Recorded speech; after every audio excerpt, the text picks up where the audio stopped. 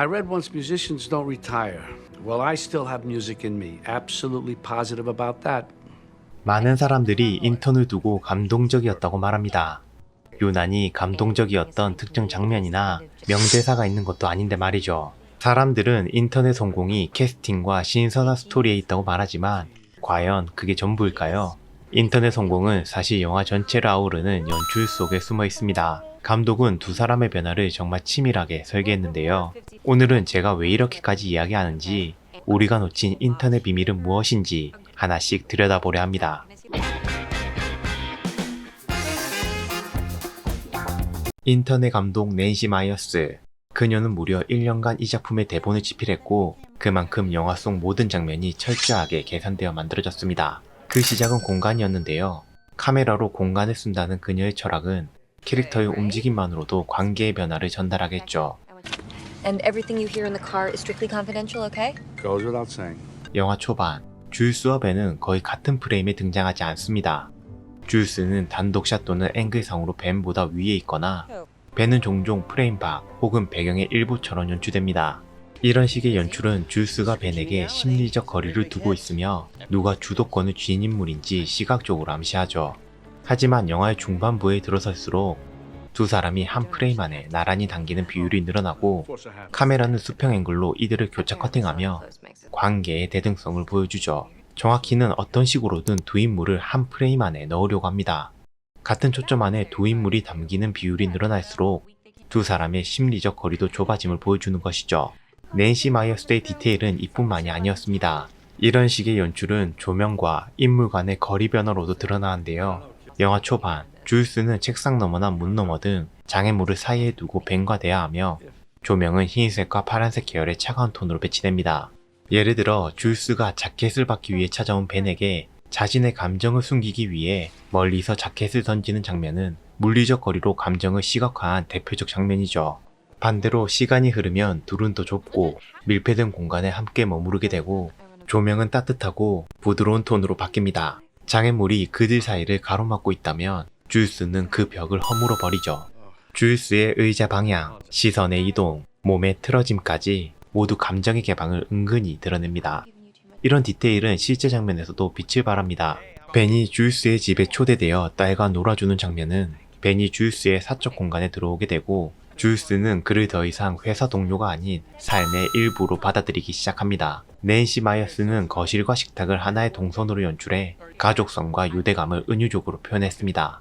조명은 자연광처럼 따뜻하고 프레이밍은 안정감을 주죠. 반대로 줄스와 남편이 속마음을 이야기하는 장면에서는 조명은 따뜻한 톤을 줄이고 카메라는 줄스를 따라 움직이며 그녀의 감정선을 관객이 자연스럽게 따라가도록 설계했죠. 영화에서 가장 감정적으로 압축된 이 장면은 놀랍게도 촬영은 하루 만에 끝났지만 리허설은 무려 3일 동안 계속됐습니다.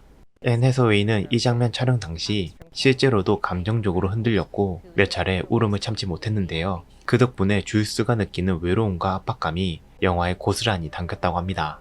이처럼 특정 장면의 대사보다 프레임의 구도, 조명의 톤, 공간의 밀도는 두 인물 간의 감정 변화가 두드러지도록 섬세하게 설계되어 있었죠.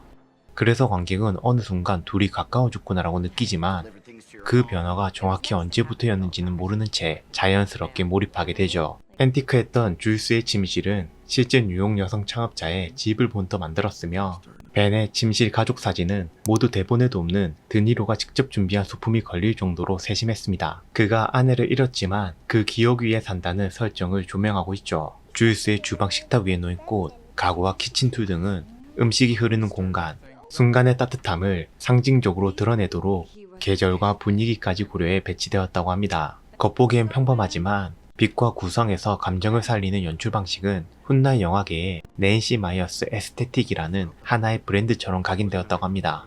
Okay. Do you know what you need now? 다음으로 최고의 캐스팅으로 칭송받고 있는 인턴의 캐스팅 비하인드에 대해 말해보자면 인턴은 사실 처음에는 지금과 전혀 다른 얼굴을 하고 있었는데요. 처음 프로젝트를 맡은 건 파라마운트 픽처스, 그 당시 주연으로는 티나 페이와 마이클 케인이 내정되어 있었죠. 하지만 예산 문제로 결국 파라마운트는 손을 떼게 되고 이후 워너브라더스가 프로젝트를 넘겨받습니다. 그러면서 자연스럽게 주연도 바뀌었는데 티나 페이를 대신해 리즈 위더스푼이, 마이클 케인 대신 원조 조커 잭 니콜슨이 물망에 올랐지만 스케줄 문제로 무산되었고 결국 최종적으로 앤 해서웨이와 로버트 드니로가 이 역할을 맡게 됩니다. 지금 와서 생각해보면 정말 운명 같은 결정이었죠. 앤 해서웨이는 출산 직후라 한동안 일을 쉴 생각이었지만 이 시나리오만큼은 쉽게 넘길 수 없었는데요. 그녀는 이 역할이 단순한 CEO가 아니라 일과 삶의 균형 속에서 끊임없이 흔들리는 여성의 초상이라 느꼈다고 합니다. 주일스 오스틴 캐릭터는 실존 인물, 바로 소피아 아모루소를 모티브로 만들어진 캐릭터인데요. 소피아는 고등학교 중퇴 후 쓰레기통을 뒤지고 책을 훔쳐파는 거리 생활을 전전하다가 이베이 창업이라는 남들과는 사뭇 다른 배경을 가진 인물입니다. 그녀는 여성 의류 브랜드 네스티겔을 창립해 수백억 자산을 이뤄내 실리콘밸리의 신데렐라로 불렸지만 젊은 나이에 성공이 늘 그렇듯 경영 실패와 이미지 소진으로 인해 아쉽게 져버린 신성이었는데요. 그녀의 삶은 걸보스라는 넷플릭스 드라마로도 제작되었고 그 안에서 드러난 여성 CEO의 고민은 인턴 속 주일스와 많은 부분에서 겹쳤습니다. 이런 현실적인 배경이 주일스를 더욱 생생한 캐릭터로 만든 셈이죠. 앤 해서웨이는 주일스를 단순히 성공한 여성 CEO로 연기하지 않았습니다. 외부의 시선에 맞춰 살아가려 애쓰는 사람, 늘 괜찮은 척 하면서도 매 순간 스스로를 의심하는 사람, 바로 그런 현실 속의 우리를 주일스로 빚어낸 거죠. 성공한 커리우먼이 되었지만 좋은 엄마이자 좋은 아내로 살아야 한다는 요구, 그리고 그 속에서 무너지는 자신을 끌어안아야 하는 고통. 주일스는 그래서 더 현실적이고 더 우리와 닮아 있었습니다. 완벽해서가 아니라 불완전해서 공감되는 인물. 앤 해서웨이는 이 캐릭터를 통해 악마는 프라다를 입는다의 앤디, 그 뒷이야기를 보여주고 싶었던 건 아닐까요? Fun getting to know me, huh? It is. 다음으로 벤 휘테커는 단순히 나이가 많은 인턴이 아니었습니다. 그는 직장에서 손을 떼고 삶까지 멈춰버린 사람의 상징이기도 했죠. Freud said, love and work, work and love. 인턴의 도입부는 그가 왜 다시 일하려 나서려는지를 아주 조용히 하지만 깊이 있게 보여줍니다. 은퇴 후 아내를 잃고 친구들도 하나둘 떠났으며 그는 남겨진 삶을 하루하루 견뎌내는 중이었습니다. 그저 바쁘고 싶었다고 말하지만 사실은 다시 필요한 사람이 되고 싶었던 거죠. 주일스가 불안정한 리더십 속에서 길을 찾고 있는 사람이었다면 벤은 너무도 조용하게 자신의 쓸모를 회복하고 싶은 사람이었습니다. 주일스에게 벤은 스승도 친구도 아니었습니다. 그는 단지 이야기를 들어줄 준비가 된 어른이었던 거죠. 로버트 드니로는 카메라 밖에서도 벤 그 자체였다고 합니다. 촬영 기간 동안 단 한 번도 편한 복장으로 현장에 나온 적이 없었죠. 촬영 전 매일 정장을 입고 리허설에 참여하였고 모든 행동에 벤다운 이유를 부여했다고 하는데요. 영화의 주요 설정 중 하나인 실버 인턴은 실제 존재하는 개념입니다. 미국의 스코어 같은 프로그램은 퇴직자들이 스타트업의 멘토로 참여할 수 있는 제도로 운영 중이죠.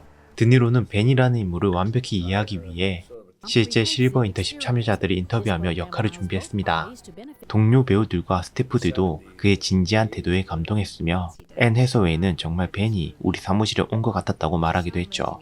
또한 드니로는 무술 강사로 출연한 티파니 첸과 실제 연인이 되었고 2023년 딸 지아 버지니아 첸 드니로를 낳았습니다.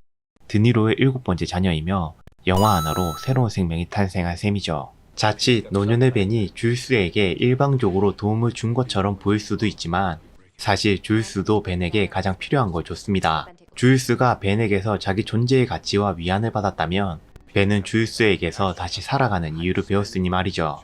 이처럼 두 배우가 연기한 주일스와 벤은 단순한 역할이 아니라 실제 우리 주변 어딘가에 있을 법한 인물들이었는데요. 그럼 만약 인턴을 한국판으로 리메이크한다면 어떨까요? 인턴 리메이크에 대해선 작년부터 소식이 전해지고 있는데요. 현재 떠도는 루머로는 배우 한소희와 최민식이 거론되고 있습니다. 둘 다 연기력으로는 말할 게 없지만 싱크로율 면에서는 아쉬운 것도 사실인데요. 양쪽 소속사에서는 제안만 받았을 뿐 확정되지는 않았다고 말을 아끼고 있지만 촬영 기간이 25년 9월부터 12월까지로 예정되어 있기 때문에 큰 이변이 없다면 아마 두 배우가 진행하지 않을까 추측해 볼 수 있을 것 같습니다. That's a good idea. 오늘 영상 어떠셨나요? 인턴은 누군가의 삶을 바꾸는 명대사도 극적인 반전이 있는 영화도 아닙니다. 하지만 유난히 오래 기억되는 건 그 안에 표정과 분위기 같은 사소한 디테일이 현실을 닮았기 때문일 텐데요. 우리가 인턴을 자꾸 꺼내보게 되는 이유는 그 안에 있는 누군가가 나 같기도 하고 혹은 저런 사람이 내 곁에도 있으면 좋겠다는 생각 때문일지도 모릅니다. 그리고 누군가는 나를 그런 사람으로 생각할지도 모르죠. 무비 인사이드였습니다.